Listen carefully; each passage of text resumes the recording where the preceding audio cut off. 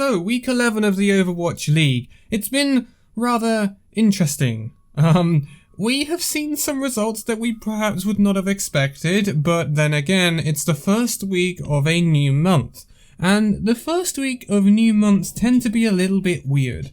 We've come to get used to that this year, I think we can all agree. And this week has definitely provided us with some more surprises, shall we say, going through the fixture list. And yeah, two teams have done really well for what they have been showing, and another team has not done as well as I expected them to. So, without further delay, let's get into this because we've got a bunch to go through. London Spitfire versus the Paris Eternal was our first match of the weekend, and yes, the first battle for EU. Would it go to the Brits or would it go to the Parisians? Now, this is very eye-opening. Sparker had his moments on his debut for the Spitfire, which is good, although it doesn't secure anything for the Spitfire in the end. They end up losing 3-1 to the Paris Eternal.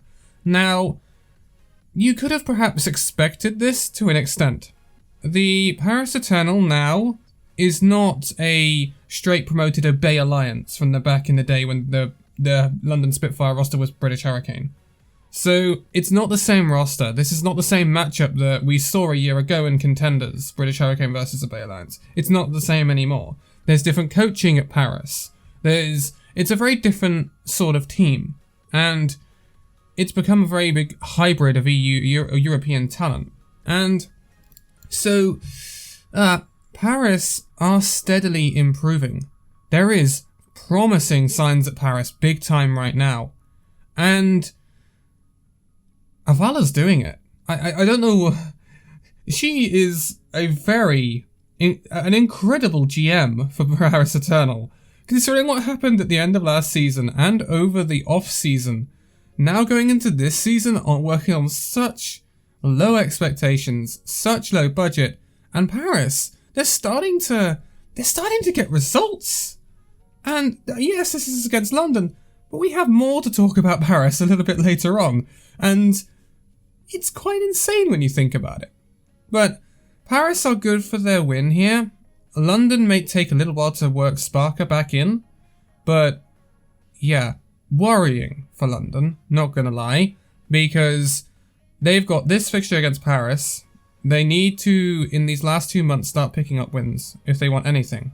And especially if they don't want to go a complete donut during this season and get no wins.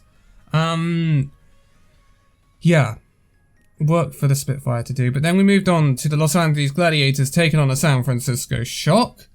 Okay, we're seeing actually quite a bit of Torb at times, which is kind of funny, but we didn't see UNs for the entirety of this match for San Francisco Shock. Sometimes they subbed in and had different lineup with like Glister coming in, sometimes you had different pairings and such. So San Francisco, they're still changing things around. And I'm not sure if that's the best thing, but it is what they're doing. However, Gladiators are stuck to this tried and true lineup pretty much, with the only sub generally being Skewed and Moth. And the supports, should we say. Which I think is quite good. And to be quite honest, one of the players that has impressed me a massive amount this season is Skewed. Skewed has been incredible for the Gladiators. Like, he has been so much better than anyone could have predicted, I think. So you have to hand it to the scouting of the Gladiators to find that pickup. They clutch out a 3-2 victory over the San Francisco Shock. So, oh lord. Shock have had an interesting week. We're going to talk a little bit more about the Shock later, but they've had a very interesting week, but so have the Gladiators as well. It's a really odd one, I'm not going to lie. It's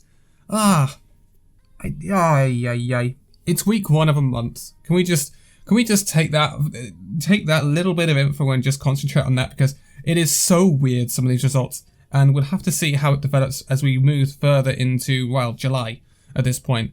But then we move over to the east, obviously. Hangzhou Spark versus the Immortals Valiant. Nothing too much to write home about. The Valiant are trash at the end of the day. The only bright sparks at times, that was not a joke, I didn't mean that. But Mo Lanran and Shou Cheng at times look okay. But apart from that, the Valiant just cannot keep up with this league. They just can't. I would expect the Valiant to lose to the majority of contenders teams. It's just, it's a mess at times, it really is. Hangzhou got a 3-0. This is exactly what you want to see the Hangzhou Spark do to a team like Valiant. And yeah, job done. Easy clap. Pink, move on. So, Seoul Dynasty taking on the Chengdu Hunters. This is spicy.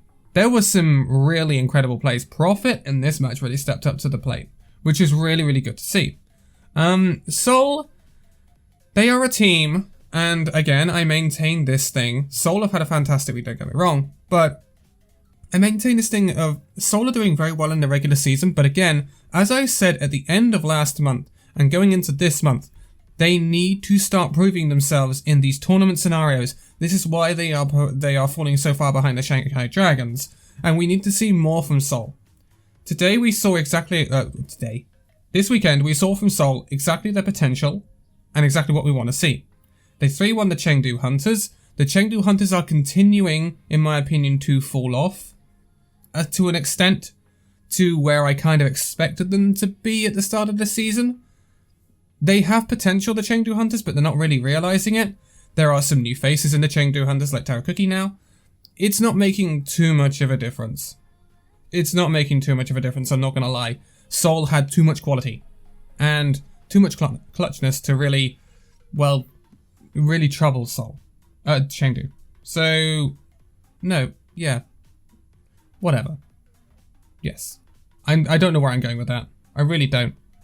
Seoul had too much quality for Chengdu to touch them. That's what I'm trying to say. Chengdu were outclassed, even though they gave a really good fight at times. So it's kind of what I would expect. The next fixture is not how I would expect though. So Guangzhou Charge taking on the New York Excelsior. New York went to Hawaii last month. They have lost to the Guangzhou Charge in their first match of this month, 3-2. That is rough.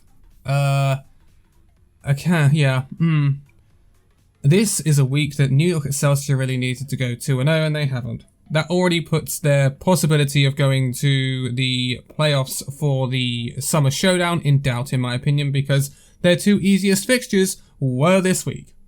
And therefore, when they run into the next weeks, they're going to play again in week 13, they're going to have to play against Hangzhou, and they're going to have to play against Philly.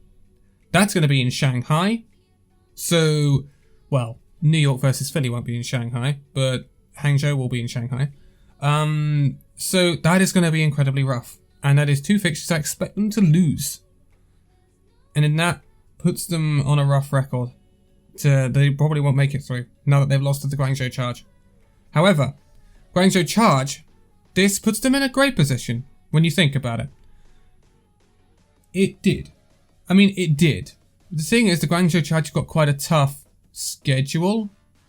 They were another team that needed to win both of their matches this weekend, in my opinion, because when they go into week 12, they're taking on Philly again and Seoul. And we've seen what Seoul have done this week, so it's going to be a tough challenge for Guangzhou Charge to make it to the Summer Showdown playoffs alongside New York.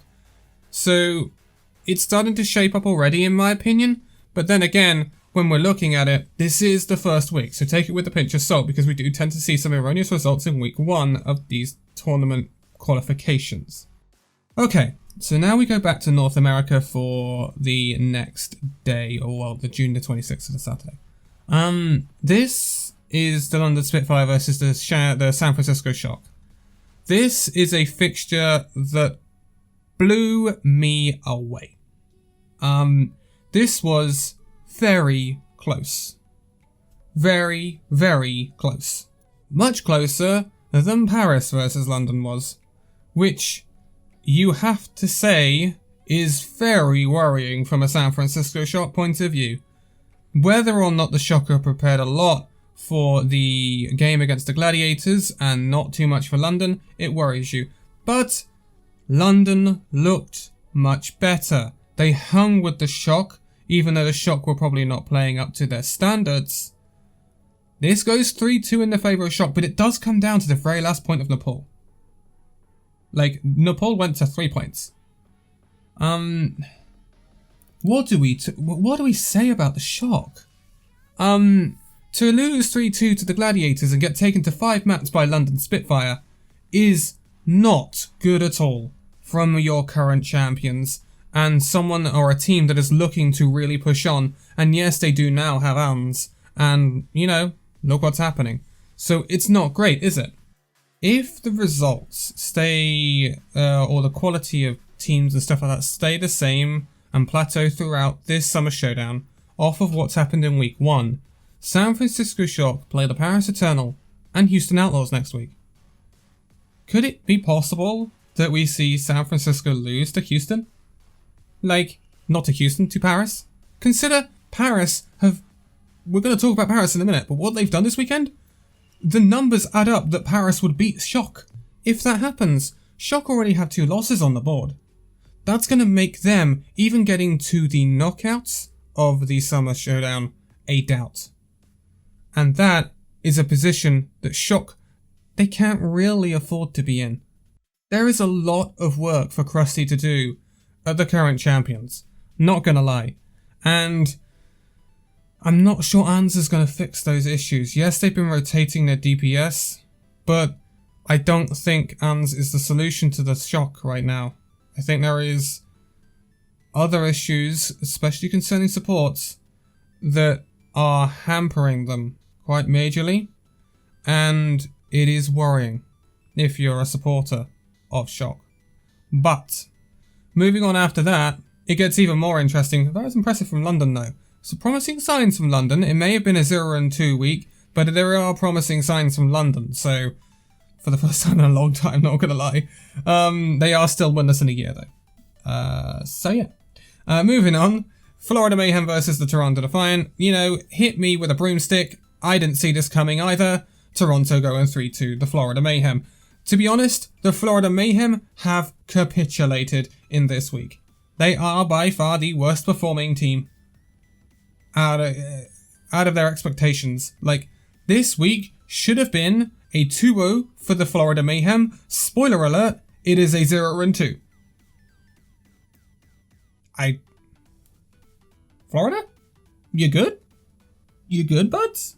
What's happened? What's happened, Florida? This is an amazing win for Toronto. It's been an amazing week for Toronto. Aspire has been very good. And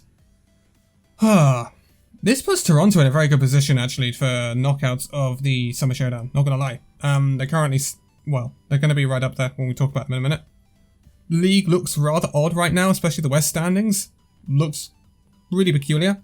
But again, we haven't seen all of our teams yet, especially our 2 people from the NA that went to the June Joust finals, so Atlanta and Dallas. We're not going to see them until next week. But, or this weekend. This is a really weird one. And, the playstyle of the Florida Mayhem is starting to get punished slightly. It's worrying. It's very difficult.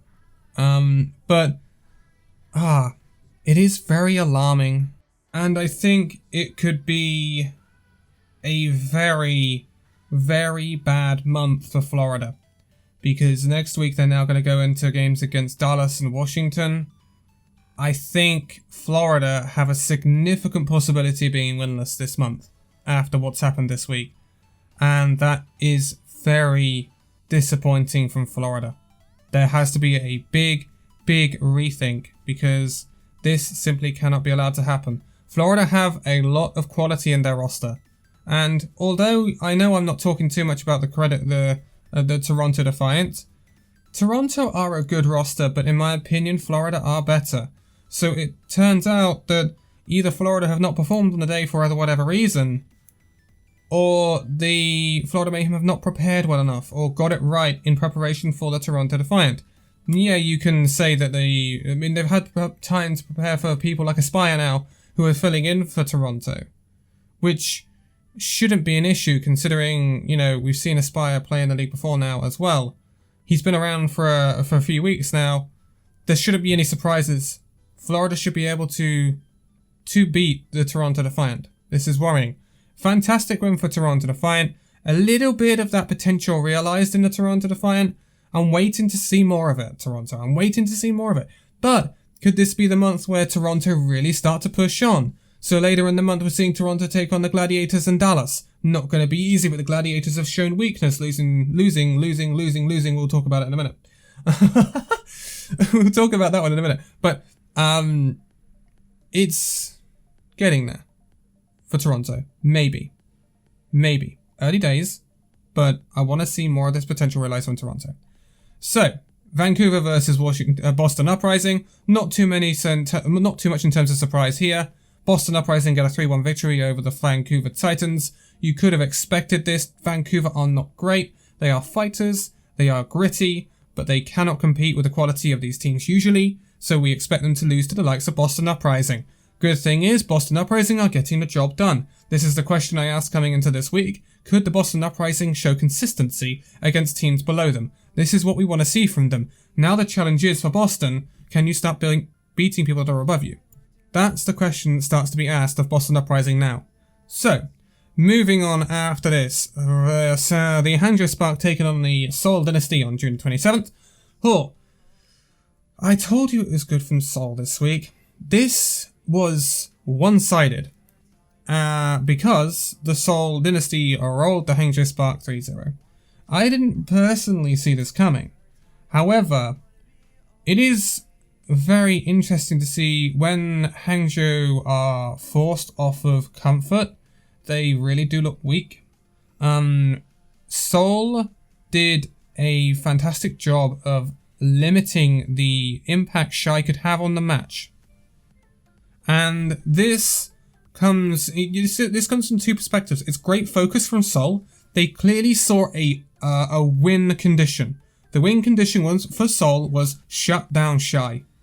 If you shut down Shy, then Hangzhou Spark are going to look weak because they're going to have very little DPS influence. And Hangzhou Spark, in my opinion, is a team heavily influenced by their DPS and led by their DPS with Shy in this new look Spark that we've seen since, well, the second half of May Melee.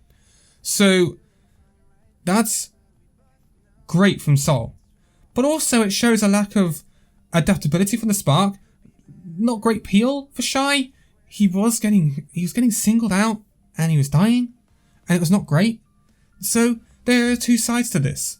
It shows that Spark have much to work on, right? It's been not too bad. You know, I'd expect this to be closer, but at least they got the really nice sweep over the Valiant, which is what you'd expect of the Spark. I still think there's a lot of potential in this month for Spark, because they go up against New York when they go to Shanghai's homestand. They'll also go up against the host Shanghai, but that's going to be tough, don't get me wrong. But a win against New York may see them through. That will be a very big match nonetheless, and it will be a revenge plot as well, considering New York knocked the Hangzhou Spark out of the June Joust at Hangzhou Spark's own homestand. So that's going to be quite a spicy fixture. But this is not great from Hangzhou. However, it is a very good showing from Seoul Dynasty. It's what I want to see Seoul Dynasty pull out. And now, again, as I said earlier, I just want to see this transferred to knockout scenario, Seoul. That's all I want. Not difficult. Please do it.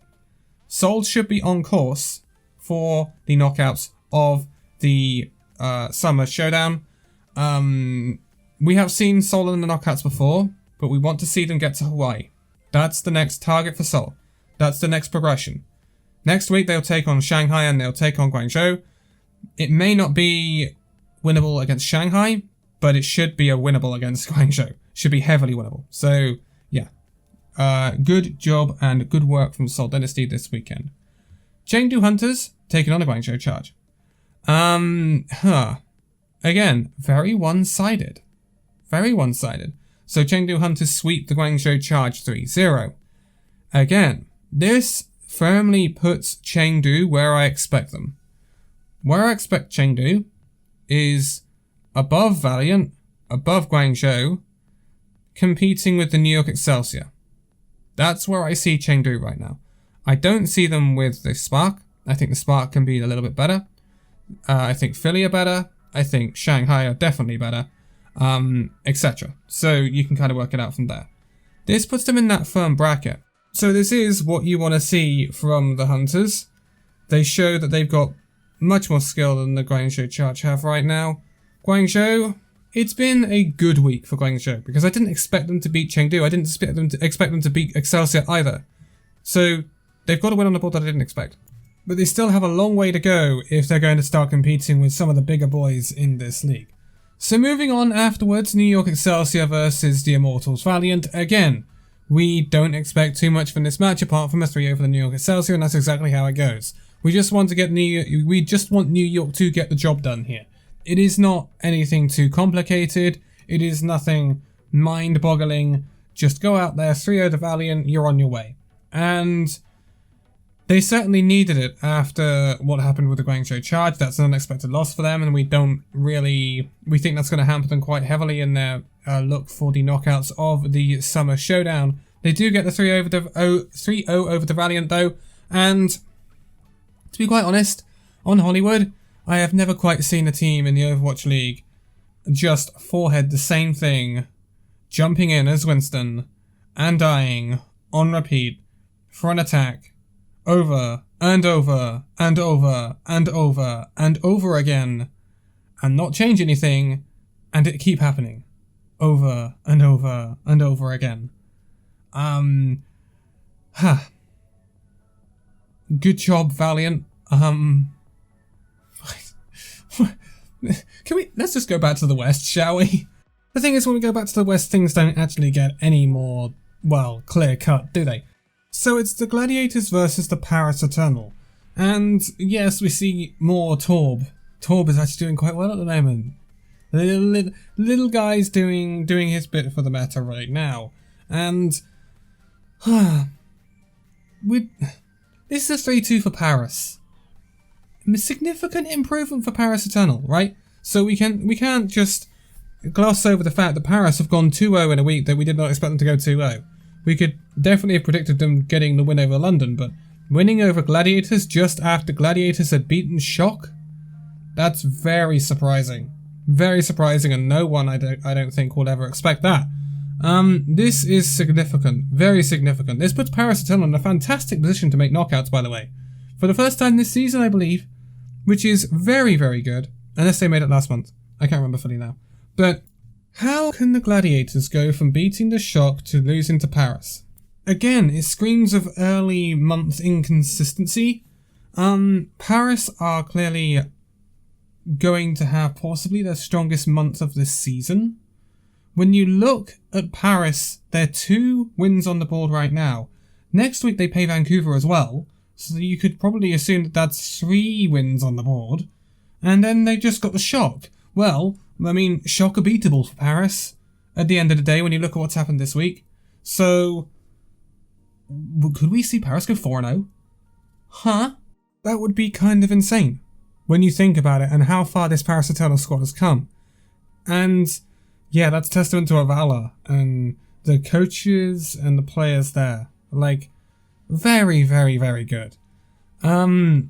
Gladiators, this is a very big missed opportunity. In my opinion, Gladiators still could make it. I mean, they've got Toronto and Gladiators in week 13.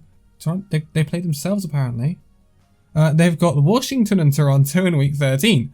So that should be okay. They can win both of those, in my opinion, if they play to how well they can. But they've made it a lot more difficult on themselves with this loss against Paris. So yeah, it's going to be interesting to see quite how it pans out in the next couple of weeks, not going to lie. But this is a phenomenal week for Paris. Probably the best of their season so far. And if they can continue this trend, they are going to be very interesting, not going to lie. Yeah, keep an eye on this Paris Eternal squad, definitely. We move on to our penultimate fixture. This is Boston versus Florida. And yes, it's been a phenomenal week for Boston, and I did say that it's been a completely, just a flop for Florida. This is a 3-0 for the Boston Uprising. Florida were outclassed. And it's very odd that, well, I don't expect Florida to be outclassed by Boston. It is worrying for Florida. This has been a really worrying week for Florida. And Boston, however. Now, Boston, there's two sides to this for the Boston team. There is the Boston that is from the June Joust, that won very well in their first week and then did nothing thereon. Or there's the Boston that actually finally shows some consistency and then manages to make it into those knockouts and give it a good shot. Their next two fixtures are against Houston and against Atlanta. Atlanta were very good last month. Houston are normally quite consistent regular season-wise. This week has put Boston in a very good position. A 3-1 and a 3-0 are very good. Much better than expected, not gonna lie. So it's put Boston in a very significant position. If they can avoid heavy losses against Houston and the Atlanta Reign, or even manage to clinch a win against one of them at least, they should see themselves into the knockouts. This is when we need to see Boston step up. But there are improvements from Boston coming in, which we like to see, with the roster settling and everything like that. So that's what we want to see from Boston. It's promising signs. But again, I'm worried that they're going to have this week 1 boom that they had in June Joust and then not do anything for the rest of the month. It's very highly possible. And I don't want that to happen, but it could happen. So that's the caveat we have to throw out here. Then, last match of the weekend was the Canadian Showdown. This was the Toronto Defiant versus Vancouver Titans. Toronto had looked impressive against Florida Mayhem. Vancouver, they took a map off Boston. It's whatever. Toronto. This is a team that I wanted to see consistency from, right? I wanted to see their ability to properly roll opponents below them. And up until now, there's been this iffiness around the Toronto Defiant where they've dropped certain maps against certain people and it's like, they're gatekeepers, they're not really that good. But they 3-0 the Vancouver Titans in a, should we say, I mean, this is always going to be hotly contested. This is the Canadian Showdown, just like the EU Derby, whatever you want to call it. The showdowns of these two teams that only exist in this one country or region. So it's always going to be spicy. And Toronto didn't get drawn into scrappiness, stuff like that. They saw out a very good 3-0 victory. This is what we want to see from Toronto. Toronto have improved and they've impressed me massively this week. Now, going into, obviously, the week 13, which is the next time we'll see Toronto, it's going to get much tougher. They're going to face the likes of Gladiators and Dallas. That's two very tough fixtures. But they've put themselves in a very good place. All they've got to do now is to find a win out of those two fixtures. Unlikely to be against Dallas, let's be honest. So, they need to beat the Gladiators. And from what we've seen from Gladiators this week, that's doable. If Paris can beat the Gladiators, then Toronto certainly can. It's going to be very interesting to see how Toronto pan out. But again, what I want to say with the most... we take these fixtures seriously, right? But the week 1 has shown to be very erroneous in terms of its results throughout the season. The May Melee week 1 was very weird. The first week of June Joust was very weird. In terms of its results. We saw some very weird and wacky stuff. And then, in weeks following on from that, it sorted itself out. And it became much more normal and flattened out and ironed out. So we could see that happen again. But if this does maintain this sort of power level with these teams from week 1 of this Summer Showdown, or week 11 as it is overall, then we are going to see a very different looking month. And it's going to be very interesting to see how that pans out with the likes of Paris Eternal looking much stronger, Seoul looking quite dominant, and Shock struggling even more than before. And perhaps even London getting a bit more powerful.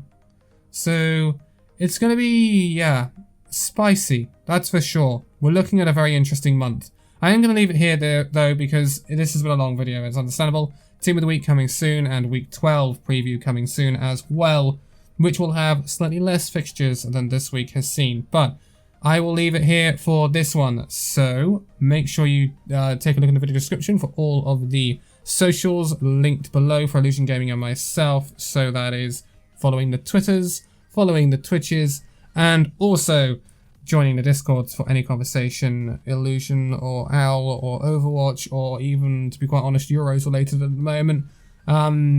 Yes, should be really interesting. But for now, thank you guys so much for watching the video. If you'd like to give a like, subscribe if you're new, and I'll see you in the next video.